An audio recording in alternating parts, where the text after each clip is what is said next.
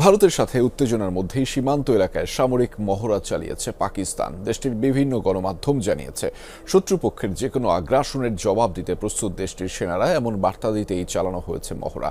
Tank কামান ব্যবহারে নিজেদের দক্ষতা দেখান সামরিক বাহিনীর সদস্যরা। পূর্ণমাত্রার এই মহড়া পরিদর্শন করেন দেশটির সেনাপ্রধান জেনারেল আসিম মনির। শ্রীলঙ্কা আবারও রপ্তানিতে শীর্ষে।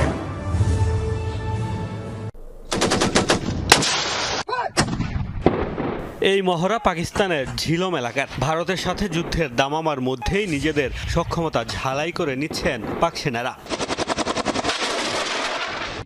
বিভিন্ন পাকিস্তানি গণমাধ্যম জানায়, ঝিলমের তিল্লা ফিল্ড ফায়ারিং রেঞ্জে অনুষ্ঠিত হয়েছে মহড়া।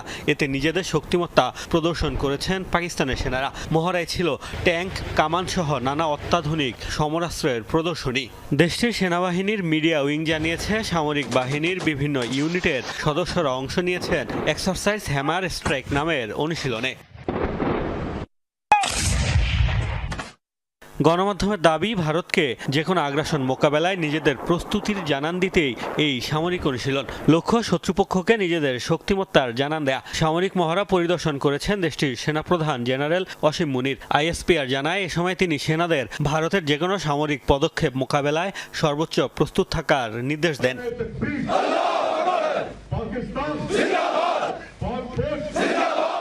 পাকিস্তানের সাথে চলমান উত্তেজনার মধ্যে সম্প্রতি আরব সাগরে যুদ্ধ জাহাজের মহড়া চালিয়েছে ভারতও। মোস্তফা মাহমুদ, যমুনা নিউজ।